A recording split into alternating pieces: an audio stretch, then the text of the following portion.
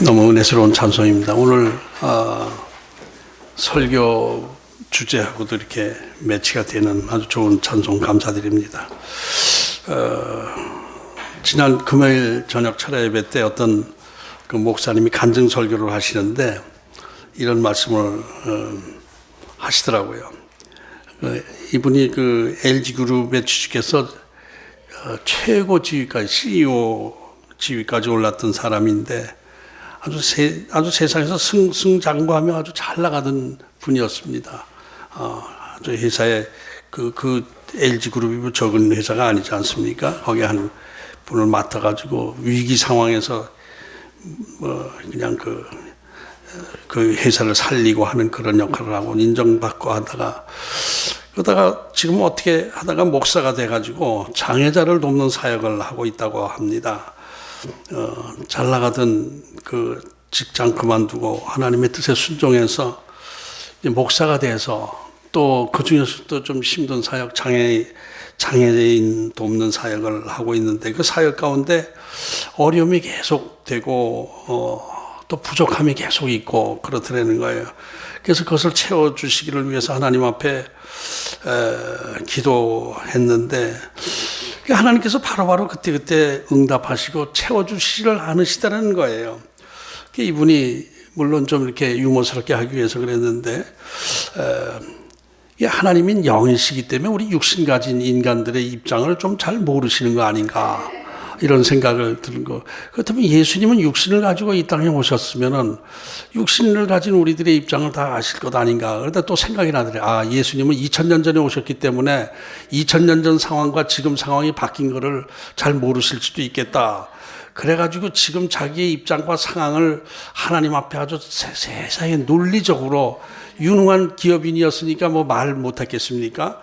자세히 자기 상황을 설명했는데 그래도 하나님으로부터 응답이 없으시더라는 거예요. 그러면서 이분이 하는 말이 그래서 생각하는데 하나님인 입장이 곤란하면은 대답을 안 하시고 못 들으신 채 하시는 것 같다 이런 얘기를 해가지고 제가 참 공감이 가서 아멘 그랬습니다. 제가 여러분은 어떠십니까? 여러분이 좀 하나님 앞에 내 상황을 조리에 맞게 논리적으로 잘 지금 내가 겪고 있는 어려움 이런 것들을 하나님 앞에 잘 하려면은 하나님께서 바로바로 그 어려움에서 벗어나게 해주시고 응답해 주시는지 아니면은 하나님이 못 들으신 척 하시는지 여러분은 어떤 신앙 고백을 하실 수 있는지 궁금합니다.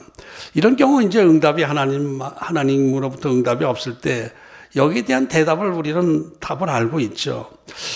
내 주장을 하나님께 아뢰지 말고 내 뜻을 내려놓고 하나님의 뜻을 구해야 된다라는 것입니다. 그렇습니다. 기도는 내 주장을 하나님께 관철시키는 것이 아니라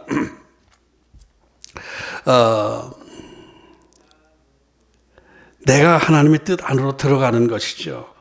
그런 것들을 우리가 좀 알고 있습니다. 그래서 내 생각, 내 논리, 내 욕심, 내 어떤 고집 이런 것들을 내려놓고 하나님의 뜻을 질문하며 기도해야 된다 하는 거 우리들이 늘 알고 생각하고 있습니다. 그런데 그 다음에도 문제가 생겨요. 하나님의 뜻을 아는 것 자체가 또 그렇게 쉽지 않습니다.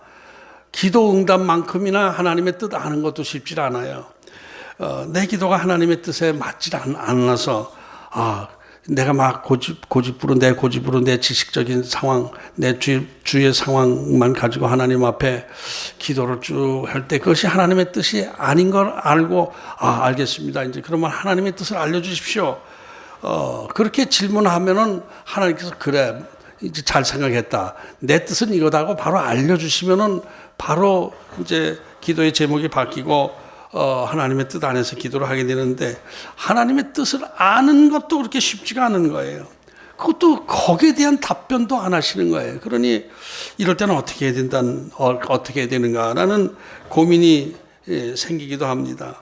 내 머리, 인간의 이성과 지식으로 판단을 할 수가 없어서 하나님의 뜻을 알려달라고 아무리 기도해도 영적인 판단이 서지 않을 때가 있습니다. 그래서 나름대로 그냥 하나님의 뜻인 걸로 판단하고 추진해 나가다 보면 결과적으로 그게 나중에 보면 하나님의 뜻이 아니다라는 때가 이제 많이 있는 거예요. 그래서 참 하나님은 알다가도 잘 모르시는 분이시다. 하나님은 그렇게 쉽게 우리에게 나타나는 분이 아니시다라는 생각을 하게 됩니다. 그래서 루터도 하나님은 숨어 계신 하나님이다라고 말하지 않았습니까? 그런데 이런 문제 전체가 이제 생각할 때에 참 쉽지 않은 문제지만 결국은 이런 모든 그런 문제가 하나님과의 우리 관계에서의 문제, 믿음의 문제다 이런 생각을 하게 됩니다. 믿음과 연결이 되는 것입니다. 어떤 목적을 가지고 하나님 앞에 기도할 때 항상 내가 기도하기 전에 우선 나 자신을 점검하면서 나 자신을 돌아보면서 기도를 해야 되는 것입니다. 나는 지금 누구인가? 나를 지배하고 있는 것이 무엇인가를 생각해야 된단 말입니다. 나의 육신이 나를 지배하고 있는가 지금? 육신의 지배를 받으면 내가 기도를 하고 있는가? 아니면 나의 이성을 앞세워서 기도하고 있는가? 내 지식과 판단, 인간적인 판단 가지고 하나님 앞에 기도하고 있는가? 아니면 나의 영적인 면이 이성과 육신을 지배하고 있는가? 이런 것을 생각해야 됩니다. 육신이 이성을 지배하고 있다면은 이것은 한마디로 짐승과 같은 모습이 됩니다. 육신이 나의 이성을 지배하고 있다면은 모든 것이 육신 마음대로 먹고 싶은 거 먹고 자고 싶은 거 자고 하고 싶은 거 하고 이렇게 할 때 그냥 내 이성이 육신의 뒤만 따라간다면은 그것은 짐승이나 다름없는 것이죠. 그런데 이제 이성이 육신을 지배하고 있다라고 할 때는 짐승 같지는 않죠. 인간다워지는 것이죠. 내 이성이 육신이 하고 싶은 것도 내가 억제하고 육신이 잘못 가는 것을 이성적으로 판단해서 억제하고 자제하게 하고 이렇게 되면은 일단 짐승 같은 모습은 아닙니다. 사람 같은 모습이 되는 거예요. 인격적인 사람이 되는 거예요. 사람다운 사람이 되는 것이죠. 그러나 인격적으로 이렇게 아무리 고상하다, 지식이 많은 사람 인격적으로 고상하고 이성적으로 발달이 된 사람이라 하더라도 이건 어디까지나 인간 자신의 의식에서 벗어나지 못하는 상태죠. 하나님의 뜻과 관계없이 그저 내가 알고 내가 경험한 그런 것 안에서 판단하고 결정하고 나가는 삶을 살게 되는 거예요. 그런데 우리 믿는 사람들은 어떻습니까? 우리도 육신을 갖고 있습니다. 또 이성이 있습니다. 하나님께서 다 주신 거예요. 육신도 하나님께서 주신 것이고 이성도 하나님께서 주신 것인데 그런데 우리의 삶은 하나님의 뜻을 따라 살아야 된다라는 숙제가 늘 우리 안에 있지 않습니까? 하나님이 기뻐하신 뜻을 위해서 내가 판단하고 살아야 된다. 모든 삶의 기준이 하나님의 뜻이 기준이 되어서 그 안에서 살아야 된다라는 것을 우리는 또 알고 있어요. 그래서 그러니까 이제 우리가 자꾸 신앙적으로 다듬어 나가는 것은 이성이 지배하는 거 당연히 해야 됩니다. 그런데 이성까지도 영이 지배를 해야 되는 거예요. 내 인간적인 생각 판단인 것을 영이 그것을 지배하고 눌러나가야 되는 것이죠. 이걸 영에 속한 사람이다 이렇게 얘기를 하죠. 영적인 사람이다. 이게 신앙에도 이성적인 신앙이 있고 육신적인 신앙이 있고 영적인 신앙이 있습니다. 신앙의 그 뿌리가 바탕이 차이가 있는 거예요. 영적인 신앙이 진짜 신앙이에요. 영은 이성보다 더 깊은 곳에 있는 감각이라고 말할 수가 있죠. 이성보다 내 혼적 어떤 생각보다 더 깊은 곳에 나오는 지혜 같은 것이 영적 감각이란 말이에요. 육신과 이성을 초월한 아주 좀 더 깊은 곳에 있는 신비스러운 감각입니다. 이것은 우리가 정확히 설명하기 좀 쉽지 않아도 이거는 우리가 인정하지 않을 수가 없어요. 영적 감각이 하나님과 교통하게 되는 것이죠. 우리가 하나님의 뜻을 알고 하나님과 교통하고 하나님의 음성을 듣고 한다는 것은 내 육신의 귀로 듣는 것이 아니죠. 그죠? 내 또 컴퓨터, 인터넷 선생님이, 인터넷 박사님이 가르쳐 준 지식 가지고 하나님의 음성을 듣는 거 아니에요. 이건 또 다른 차원이란 말이에요. 그래서 믿음이라는 것은 바로 이 영적인 감각 안에서 생성이 되는 거예요. 보이지 않는 하나님을 내가 믿어요. 이성적으로 그게 말이 됩니까? 이성적으로 보이지 않고 만져지지도 않는 하나님, 그것이 계시다고 믿는 것은 이성적으로는 도저히 안 되는 거예요. 유명한 과학자들도 하나님을 믿지 못하는 거예요. 그러니까 우리의 믿음의 뿌리는 바로 영적 감각인 거예요. 그래서 보이지 않는 하나님을 내 생명의 주인으로 받아들이고 살아가는 거예요. 근데 그것을 이제 우리들이 많은 사람들이 이성적인 믿음, 육신적인 믿음 안에서 그냥 하나님을 찾으려고 하고 그러다 보니까 이제 하나님을 잘 만날 수가 없고 하나님의 음성을 듣기가 힘든 것이고 하나님과의 거리가 멀리 있는 거예요. 그렇게 느껴지는 거예요. 그러나 또 이제 이성도 어느 정도 인정해야죠. 우리가 이성 없이 영적 감각만 가지고 하다 보면 이건 귀신인지 신령님인지 잘 모르게 되는 것이죠. 이성의 어떤 지식과 경험, 판단 그 안에서 거기서 영적인 그 조합을 이루어 나가는 거예요. 그리고 또 이성적으로도 또 어느 정도 믿을 수 있는 것이 천지 만물을 지으시고 인간을 창조하시고 이 세상을 하나님께서 다스려 나가신다라는 것, 이것은 이성적으로도 어느 정도 우리가 인정되죠. 이게 이 자연 만물이 이렇게 돌아가지는 게 이게 그냥 우연히 자연적으로 생겼다. 이것은 오히려 더 비과학적, 비논리적이죠. 누군가가 이 만들었기 때문에 자연이 있는 것이고 돌아가지는 거, 우주 만물이 빈틈없이 돌아가지고 우리 생명을 지켜주시고 하는 건 분명히 이것은 어떤 손길이 작용이 있는 것이지 그냥 우연히 자연적으로 어쩌다가 생겼다 이렇게 얘기하는 것은 과학자들이 그렇게 얘기를 하는데 오히려 비과학적이죠. 누가 분명히 만든 이 강대상이 있다. 이렇게 된 거 이게 우연히 생겼다고 제가 고집하면 여러분은 믿겠습니까? 아니, 우연히 어떻게 그렇게 생겨? 이것도 누가 이렇게 깎고 만들고 했으니까 된 것이죠. 우주 만물도 그런 거예요. 이런 것들을 이제 자연, 이런 것들은 우리가 이성적으로 믿을 수가 있어요. 영적으로 아니더라도. 근데 이걸 자연신학이라고 그래요. 자연신학. 그냥 객관적인 신, 조물주, 이것을 인정하는 그런 신앙이에요. 나와 직접 관계는 없는 신앙입니다. 이것은. 근데 믿음이 영적 믿음이 되게 되면은 이 추상적이고 자연적인 신, 자연 신학에서 벗어나서 구체적인 나의 하나님이 되는 것입니다. 인격적으로 만나져야 되는 거예요. 하나님을. 내 인격적으로 나와 동일한 그 하나님을 만나져야 그것이 진짜 믿음인 것이죠. 그냥 객관적으로 그냥 추상적으로 이렇게 그냥 조물주가 있으니까 만들었다는 건 나 인정해 하는 것은 영적 믿음이 아니란 말이에요. 구약 성경에서 우리가 창세기 공부할 때 제가 설명했죠. 엘로힘 하나님과 여호와 하나님이 있죠. 그 창세기 요새 라헬과 레아 이렇게 보면서 아주 여호와 하나님과 이 엘로힘 하나님이 다 구별되는 게 보여져요. 이 엘로힘 하나님은 일반적인 신 개념이 강합니다. 전능하신 하나님, 무서운 하나님, 이렇게 강한 하나님 이렇게 인정하는데 그것은 그냥 그 당시에 하나님을 믿지 않는 사람들도 그냥 그 조물주 하나님을 인정하고 있었단 말이에요. 그런데 그것은 그냥 일반적인 신을 믿는 나와 관계없는 객관적인 신을 믿는 것이지 영적인 신앙은 아니에요. 그런데 여호와 하나님을 찾는 믿음, 이것은 바로 여호와 하나님은 구약에서 여호와 하나님은 우리 인간에게 나타나서 약속을 주시고 말씀을 주시고 이렇게 역사하시고 하는 것을 여호와 하나님 아닙니까? 모세가 직접 만난 하나님이 여호와 하나님이란 말이에요.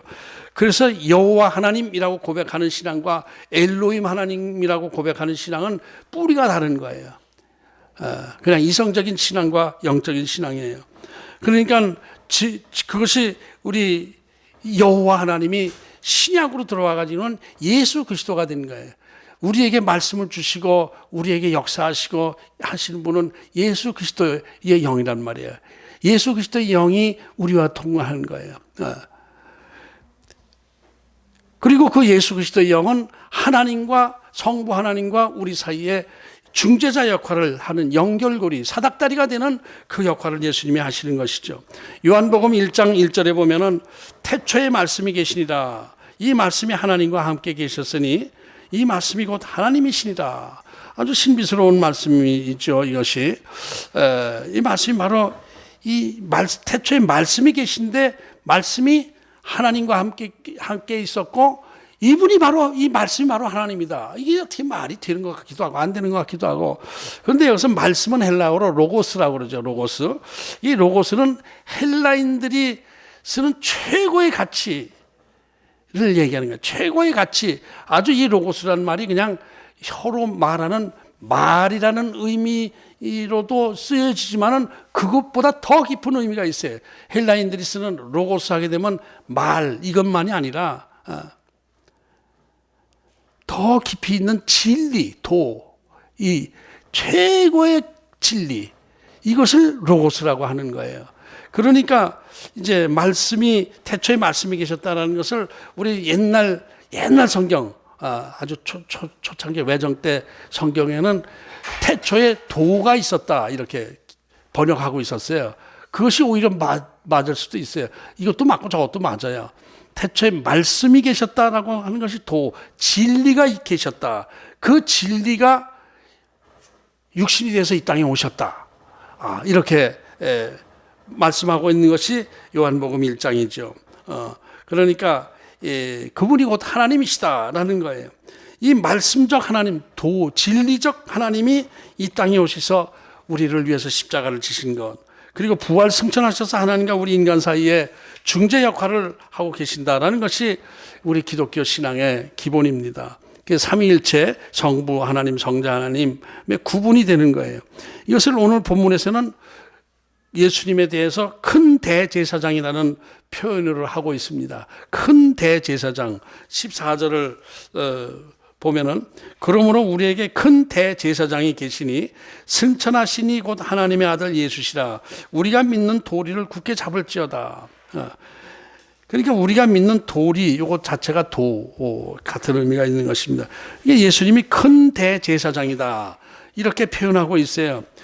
제사장이라는 것은 하나님과 우리 인간 사이에 중재 역할을 하는 역할이 제사장입니다.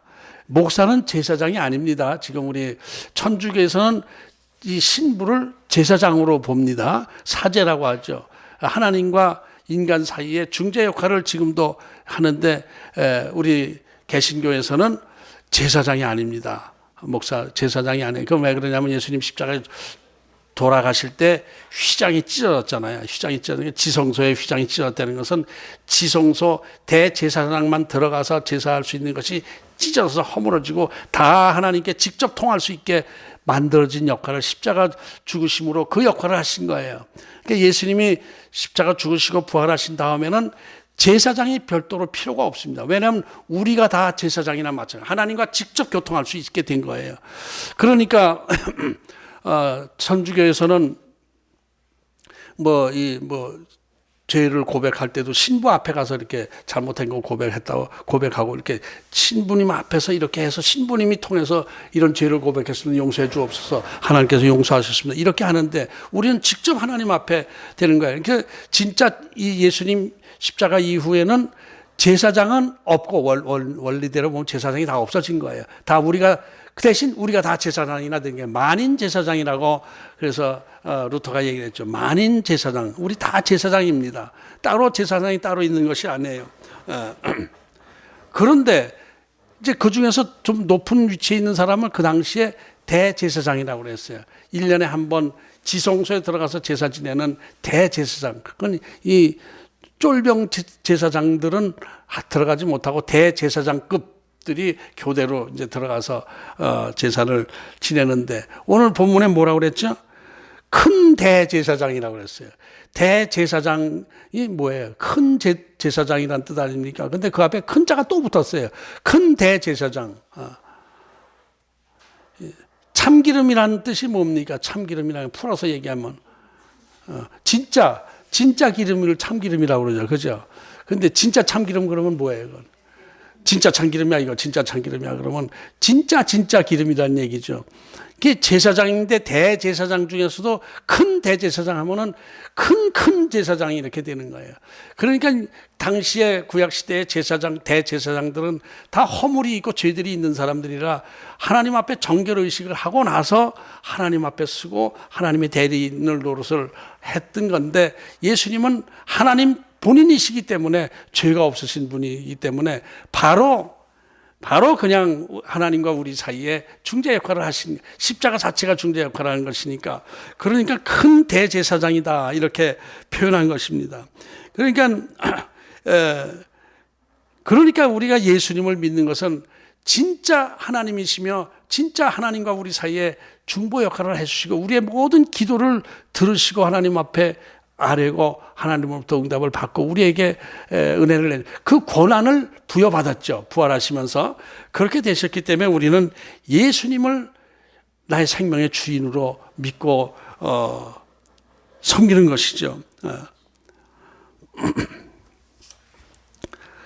왜냐하면은 그 예수님은 하나님이시면서 우리 인간의 약한 부분을 그대로 덧입고 사람으로 변해서 이 땅에 오신 분이시다라고 말씀하셔서 15절을 보면은, 우리에게 있는 대제사장은 우리의 연약함을 동정하지 못할 실리가 아니요 모든 일에 우리와 똑같이 시험을 받으시니로되 죄는 없으시니라. 제가 지금 말씀드린 거예요.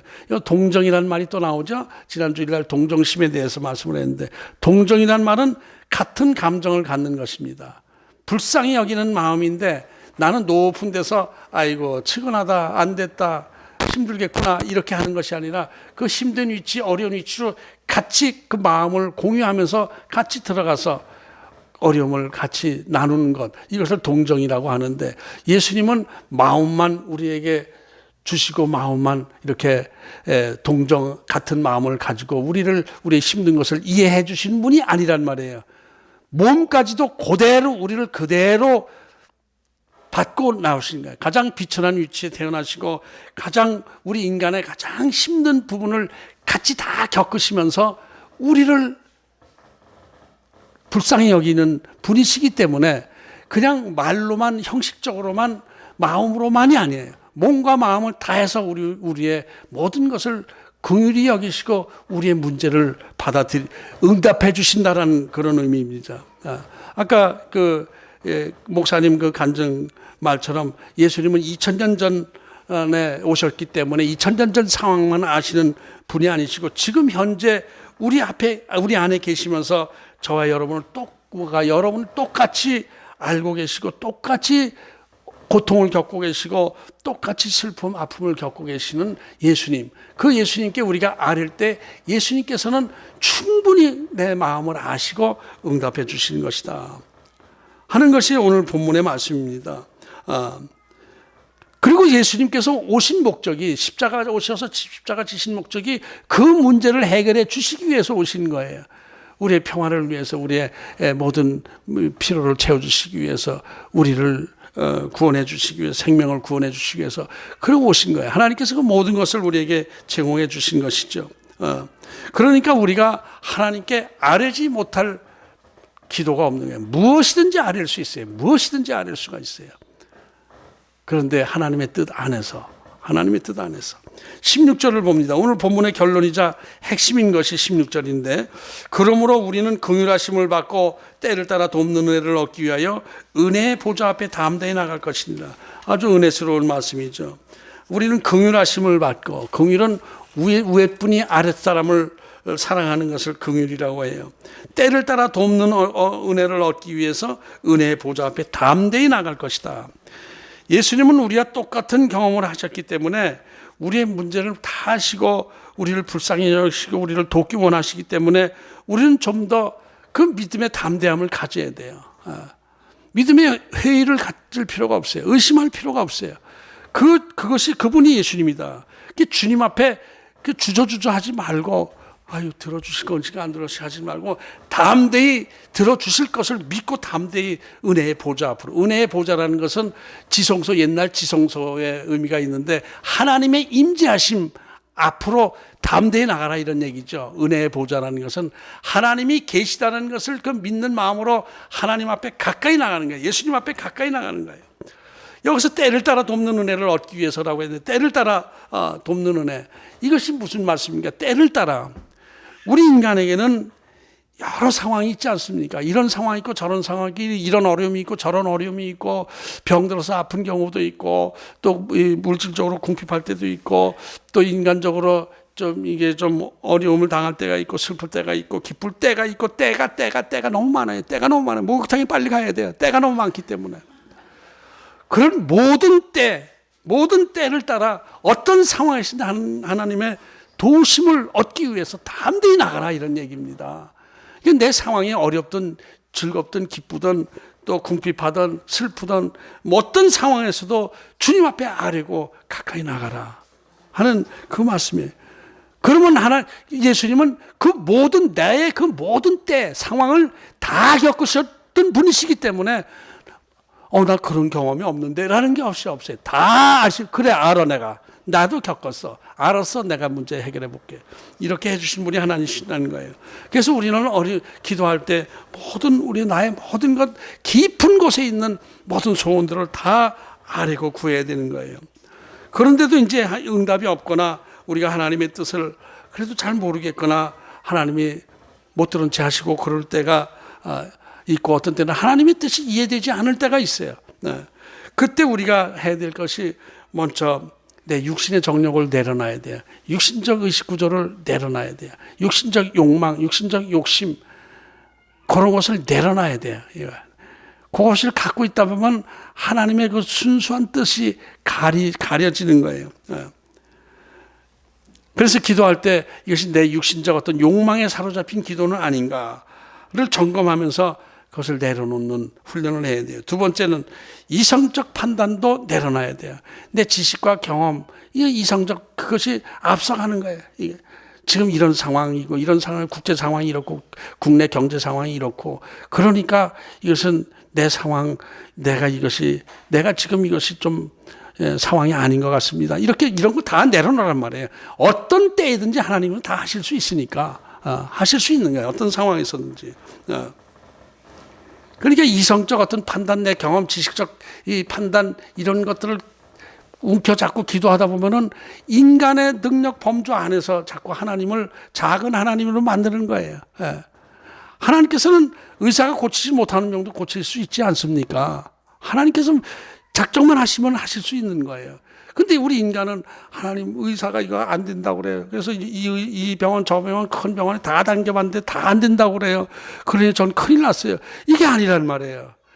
우리 의사들은 안 된다고 하지만 하나님께서는 어떤 때를 따라 어떤 상황에서도 하나님께서 마음만 가지시면은 이거 다 고치실 수 있습니다. 이런 믿음으로 기도를 해야 된단 말이에요. 인간의 상황으로. 우리의 모든 그 삶의 문제, 믿음의 문제가 결함이 생긴 게 이성적 어떤 집착 때문에, 이성적인 그 집착을 내려놓지 못할 때에 그런 게 믿음에 자꾸 혼란이 오는 거야. 내 믿음에 혼란이 생겨요. 이게 하나님이 계신 거야, 안 계신 거야? 왜 못 들으신지 않으신가? 이런 생각을 하게 되는 거예요. 이성도 그렇고 육신의 어떤 문제에서도 벗어나지 못하고 있는 게 사실 솔직한 우리의 입장이죠. 그러니까 우리 인간의 한계, 계산하는 그 마음, 이런 것들 때문에 하나님의 뜻을 알지 못할 때가 많은 거예요. 이것도 다 내려놓고, 그거 다 내려놓고 내가 죽을 때, 그때 영이 살아나기 시작하고 내 영이 그 이성 속에 묻혀있던, 갇혀있던 영이 싹 살아나오면서 하나님의 영과 교통하기 시작하게 되는 거예요. 내 깊은 곳에서 영적 감각이 살아나기 시작하면서 하나님의 세미한 음성이 들리게 되는 것입니다. 그러면서 하나님의 기뻐하신 뜻이 무엇이는가, 내가 어떻게 해야 되는구나 라는 것을 알게 되는 거예요. 이 경지로 들어가기 위해서는 나를 자꾸 내려놓는 훈련을 수시로 해야 돼요. 인간적 판단으로, 선악과 먹은 그 판단으로 옳고 그름을 판단하고 내가 이렇게 해석하려고 하고 이런 걸 다 내려놓는 훈련을 자꾸 해야 돼요. 그래서 기도할 때도 내 영이 지금 하나님과 교감하고 있는가, 내 이성이 지금 하나님, 이 영이신 하나님을 찾아서 사이클이 맞지 않는 기도를 하고 있는 것은 아닌가, 이런 것을 우리가 늘 점검을 해야 된단 말이에요. 그래서 내 깊은 영적인 어떤 그 감각을 통해서 하나님의 음성을 듣는 것, 이것을 참 믿음이라고 하는 거예요. 내 영이 하나님의 영과 교통하는 것, 이것이 참 믿음입니다. 이럴 때 영적인 믿음 안에서 영적인 믿음으로 기도할 때 하나님께서 우리의 육신의 문제까지도 해결해 주시는 거야. 영적으로 통해서 육신의 문제, 또 이성적인 문제 상황, 이 모든 육신적인 상황 속에서 하나님의 해결책이 나온단 말입니다. 그래서 그러니까 우리가 좀 더 확실한 믿음을 가지고 담대히 하나님 앞에 나가야 되는 거예요. 담대히. 내가 지금 딴 데 있으면서 하나님이 못 들으신다고 그러지 말고 담대히 영적으로 하나님 앞에 은혜의 보좌 앞으로 담대히 나가야 돼요. 때와 상관없이, 어떤 상황이든지 상관없이, 내 입장과 상관없이, 국제 정세와 상관없이, 국내 정세와 상관없이, 내 능력과 상관없이 하나님은 부족한 자들에게 능력을 주신다고 했어요. 능력 있는 자를 오히려 부끄럽게 하신다고 그랬어요. 그러니까 나를 내려놓고 내가 하나님 앞에 겸손해질 때 하나님께서 내 영이 회복되게 되고 하나님께서 영적인 음성을 들려주시는 거예요. 그래서 우리 모든 것은 때를 따라도 없는 이 하나님의 은혜 안에서, 하나님의 은혜 안에 있는 거. 아까 찬양할 때 딱 오늘 그 메시지하고 그 찬양 가사가 맞아 들어가더라고요. 다 은혜 안에 있어요. 모든 것이 하나님의, 내가 나된 것이 다 하나님의 은혜 안에 있는 것입니다. 나에게 믿음이 주어진 것도 하나님의 은혜 안에 있는 거예요. 내가 또 믿음의 기도를 할 수 있는 것도 하나님의 은혜 안에 있는 거예요. 그것을 우리가 알고 좀 더 확고한 믿음을 가져야 돼요. 은혜의 보좌 앞으로 담대히 나가는 믿음을 가져야 돼요.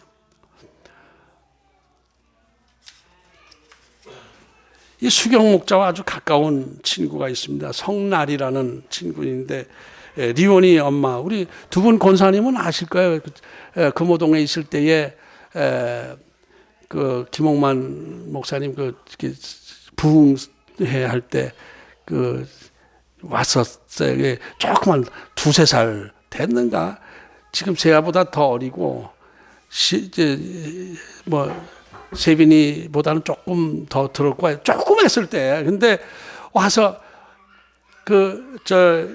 리원아 목사님이시다 그러니까 그 조그만 애가 요만한 깐더에 요만한 애기가 목사님 안녕하세요 그래가지고 그냥 다 웃고, 기억나시나 모르겠어. 기억나실까요? 그 앞에서 그랬어요.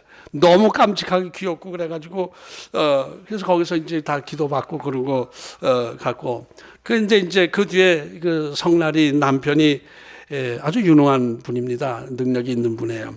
이렇게 사회적으로 이렇게 회사에서 말레이시아로 지사장으로 나가게 되면서 저 교회에 애 데리고 와서 기도받고 저한테 기도받고 그리고 말레이시아로 떠났어요. 수경이와 같이 이렇게 와서 가깝게 지냈는데, 근데 얼마 전에 이 가정이 말레이시아 가서 몇 년 쭉 있었죠.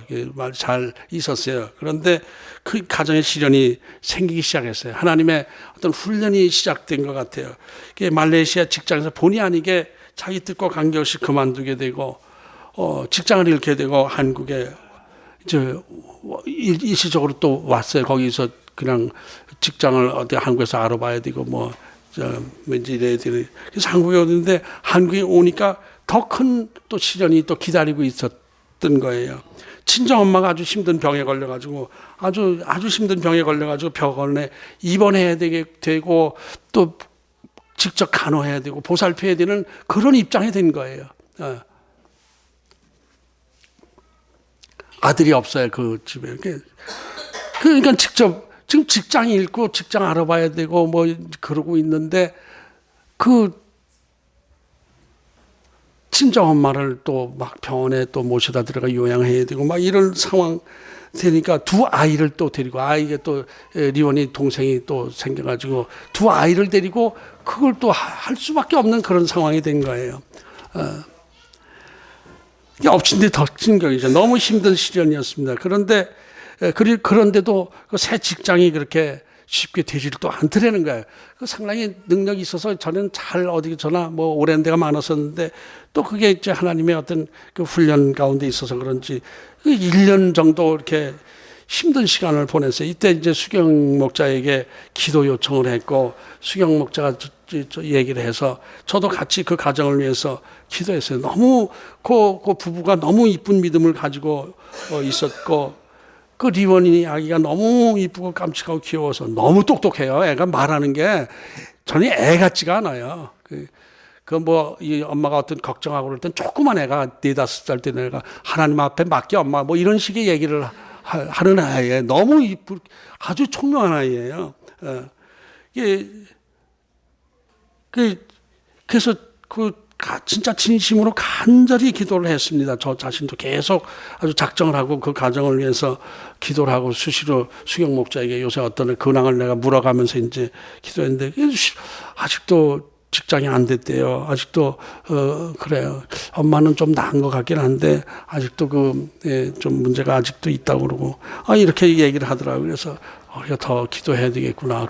그 가정의 믿음은 하나님께서 축복해 주실 그런 믿음인데 왜 그런 일이 생길까? 이런 생각을 하면서 기도를 했는데 언제부턴가 이제 조금씩 문제가 풀리기 시작을 했다는 거예요. 근데 아버지하고 관계가 이제 아버지가 믿음이 별로 없어가지고 아버지는 사업에 이제 바쁘고 지방에 내려가서 왔다 갔다 하면서 이 엄마와 좀 내부적 갈등이 좀 있었던 모양이에요. 그래서 엄마를 돌보지 않고 그러니까 더더구나 이제 성날이 수경 목자 친구가 더 힘든 거죠. 애기 데리고 그 엄마 돌보고 이렇게 되고 하는 그런 것을 보면서 이 아빠가 회개를 하고 마음에 회개를 하고 믿음을 회복해서 약속을 하대요. 내가 신앙생활 잘하겠다. 엄마 내가 잘 돌보겠다. 미안하다. 이제 이렇게 되고 그렇게 됐어요. 그러면서 엄마 병도 조금씩 좋아지고 있고 이런 상황인데 그때 나리가 수경 목자인데 그러더래요. 지금 보니까 하나님께서 아빠와 엄마의 관계를 회복시키시고 또 가정의 화목을 지키시고 아빠의 신앙을 돌이키게 하시기 위해서 이런 시련을 주시고 그때 나에게도 그 엄마를 돌보게 하시는 그 역할을 맡기기 위해서 이런 시련을 주신 것 같다. 하나님이 축복이 그러니까 우리가 직장을 잃고 한국에 오게 된 것도 하나님의 은혜 안에 있는 것이다. 이렇게 고백을 하더래요. 얼마나 참 이쁜 믿음입니까? 그러더래요. 그러던 중에 이제 남편도 새 직장이 다시 되어서 말레이시아로 지사장으로 또 가게 됐어요. 그러니까 지사장급으로 나가는 거니까 상당히 연봉이 높은 수준입니다. 1년 정도의 극심한 시련 속에서 하나님의 뜻을 구하면서 성실하게 2 아이 데리고 친정엄마 보살피고 하면서 가족의 신앙과 이 화목 이것을 회복시키는 가운데 하나님께서 새 직장, 그때 또 그 무렵에 새 직장을 주셨어요. 모든 것이 다 이제 원 상태로 돌아가져서 엄마도 건강해졌고 아버지가 상당히 좀 가정에 이제 이렇게 가정에 관심을 갖고 이렇게 하는 또 믿음이 회복되고 이렇게 된 거예요. 그래서 하나님께서 하나님께서 그 나린의 그 가정에 복을 주시기 위해서 훈련하셨구나. 그 훈련을 이 나리 부부가 참 믿음으로 잘 극복했구나. 참 믿음이 이쁘다. 믿음이 참 이쁘다. 이제 이렇게 그렇게 생각하고 감사했어요. 그런데 며칠 전에 말레이시아에서 그 성나리로부터 전화가 왔더라는 거예요. 수경 목자인데 전화가 왔대요. 무슨 얘기냐면은 직장이 하도 이렇게 여기저기 다 이렇게 알아보면 다 될 만한데 안 되고 그럴 때 그 나리 남편이 기도할 때에 기도하면서 하나님 앞에 서원 기도를 했대요. 하나님, 저에게 새 직장을 허락해 주시면은 첫 월급, 첫 열매를 100% 그냥 하나님 앞에 제가 바치겠습니다. 직장 꼭 되게 해 주십시오. 첫 월급 몽땅 하나님께 드리겠습니다. 이렇게 서원 기도를 했대요. 그러고 나서 얼마 있다가 이제 직장이 된 거예요. 해결됐어요. 이게 한국에서 몇 주간 교육받고, 그리고 이제 가서 이제, 그러니까 월급이 꽤 된다 하더라도, 그동안 한 1년 동안 이제 직장 없이 막 이리저리 생활을 이렇게 하고 그러니까 이 재정의 여러 가지 부족함이 뭐 막 깔려 있는 거죠. 온 천재, 아니 돈 뭐 날라간 돈도 다 필요한 상황이에요. 그리고 그 나리가, 리원이 딸이 이제 거기 말레이시아 학교 들어가면은 국제학교를 들어가야 되지 않아요. 막, 예. 외국인 학교 들어가야 되는데 그게 한 학기에 1,000만 원이래네. 학비가 굉장히 비싸대. 이런 거 있고 저런 거 있고 하여튼 써야 될 때가 산더미 같이 있는데 자기 월급 가지고는 턱도 안 되는 상황, 급한 상황이 되는 거예요. 그게 너무 급한 데가 많아서 첫 월급을 하나님 앞에 드리겠다고 약속은 했지만은 선뜻 하나님 앞에 드리기가 안 돼가지고 미적미적하고 고민하고 그러다가 이 남편이 나리한테 얘기를 하더래요.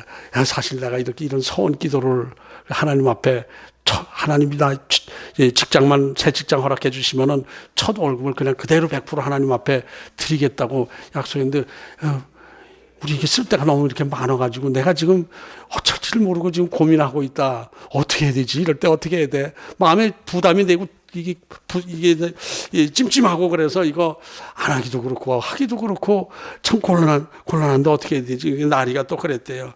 하나님 앞에 약속했으면 약속 지켜야죠. 어떻게든 간에 무조건 약속은 지키고 봐야죠.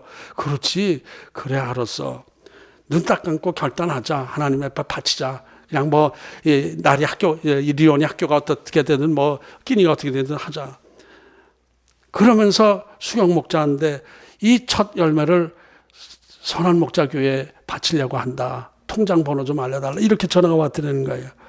그 기도 제목과 함께 그 대신 기도 좀 해달라. 기도 제목이 쭉 와서 수경 목자가 이제 보내줬습니다. 기도 제목이 너무너무 이쁜 거예요. 너무너무 이쁜 신앙을 갖고 있는 거예요. 기도 제목 자체가 그 벌써 기도 쭉 하는 거 보면 그 믿음의 수준을 알 수 있잖아요. 그 얘기를 수경 목자한테 듣고 나서 제 마음이 굉장히 복잡해지는 거예요. 일단 그거 참 이쁜 믿음이다. 저런 믿음이 진짜 쉽지 않은데 하는 감동이 오면서 한편으로는 말리고 싶은 생각이 또 드는 거예요. 그렇잖아요. 그런 상황 속에서 하나님도 그들의 지금 입장 상황을 다 아시는데 그거 뭐 조금 우선 급한데 해결하고 그 다음에 조금 여유가 생기면은 그때 약속 지켜도 되지 않겠는가라는 그 마음의 기도가 생기더라고요. 그렇지 않은가 이런 생각이 드는데 그렇게 해서 기도를 내가 이것을 좀 얘기를 해줄까 하면서 기도를 기도하는데 그런 마음이 또 드는 거예요. 이것은 하나님께서 그 가정에 복 주시기 위해서 그런 믿음을 주시고 그 마음을 주시고 그런 환경을 주시고 그렇게 하신 거 아니냐. 그 서원기도 자체가 하나님께서 주신 마음으로 서원기도 한 것이고 또 그리고 딱 테스트 훈련 어떤 그런 면도 있으면서 직장을 해 주셨는데 이 상황 속에서 어떡하나 아브라함의 믿음을 테스트하는 것처럼 하나님께서 그런 것 아닌가 하는 생각이 들어서 그래 이것은 하나님께서 복 주시기 위해서 이런 상황을 만들어 주신 것이니까 하나님 약속하신 거는 지켜야 될 것이다 라는 생각을 하면서 이건 정말 그 가정에 내가 그 결과를 두고 보지 않아도 거의 보여요. 하나님께서 굉장히 사랑하시고 복 주시는 가정이다. 이런 것이 느껴지는 거예요. 그 믿음, 담대한 믿음 이런 것들이 얼마나 귀한 믿음입니까? 아브라함 생각이 나더라고요. 그래서 이런 담대한 믿음의 결단, 이건 영적 믿음이다. 이것은 응답받는 믿음이다. 이런 생각이 들었어요. 오늘 16절을 이제 오늘 주제가 되는데 다시 보여요. 그러므로 우리는 긍휼하심을 받고 때를 따라 돕는 은혜를 얻기 위하여 은혜의 보좌 앞에 담대히 나갈 것이다. 하나님으로부터 불쌍히 여기는 마음. 그래. 네 어려움 내가 다 알아. 네 힘든 거 다 알아. 네 입장 다 알아. 네 상황 다 알아. 네 때를 다 알아. 내가 은혜를 베풀어 줄게. 그런 것을 알고 그 은혜 보좌 앞으로 담대히 믿음으로 나가란 말이에요. 흔들지 말고 하나님 응답 안 해주시면 어떤가. 상황이 이런데 이게 어떻게 해야 되나 이러지 말고 담대히 은혜의 보좌 앞으로 나갈 때에 하나님으로부터 큰 긍휼히 여기시며 축복을 받게 된다는 것이죠. 2020년 한 해 저와 여러분 하나님으로부터 좀 금년에 좀 풍성한 복을 받기를 저는 간절히 소원하고 있습니다. 다들 내가 기도할 때마다 이 집사님에게는 이게 필요하고 저 집사님이 이게 필요하고 이 집사님은 이게 필요하고 이거 하나님 아시죠? 듣고 계시죠? 이럴 때 이런 믿음을 이렇게 좀 회복시켜 주셔서 이런 것을 하게 하시고 하나님의 응답을 경험하게 쭉 이렇게 쭉 하다 보면 다들 좀 내 인간적인 이성적인 판단으로는 좀 욕심이 생겨. 좀 더 했으면 좋고 조금 더 도와주시면 안 되겠습니까? 이런 거예요. 이럴 때 이 필요한 것이 담대한 믿음입니다. 은혜 보좌 앞으로 확실한 믿음을 가지고 담대히 나가는 그 믿음이 필요한 거예요. 시련 속에서 어려움 속에서 환경 바라보지 말고 이성적인 판단 내려놓고 하나님께서 나를 긍휼히 여기시고 나의 모든 것을 경험하신 내 어려움을 다 경험하신 예수님께서 아시고 계시니 아뢰고 나가겠습니다. 믿음으로 나가겠습니다. 이렇게 할 때 하나님께서 금전에 저와 여러분의 모든 것을 하나님께서 다 책임져 주시고 이끌어 주시지 않을까, 이런 믿음이 생겨서, 이건 저에게도 해당되는 말씀이에요. 저 자신도 좀 회의하는 믿음이 있기 때문에 저도 이 말씀을 보면서 그래 맞아, 이럴 때 담대히 적극적으로 하나님이 나를 사랑하신 그 믿음을 가지고 나가야 되겠구나, 이런 생각을 해서 여러분에게 같이 은혜를 나누고자 말씀을 전했습니다. 담대한 믿음, 은혜의 보좌 앞으로 때를 따라 얻는 은혜의 보좌 앞으로 담대히 나가는 우리가 되기를 주의 이름으로 축복합니다. 하나님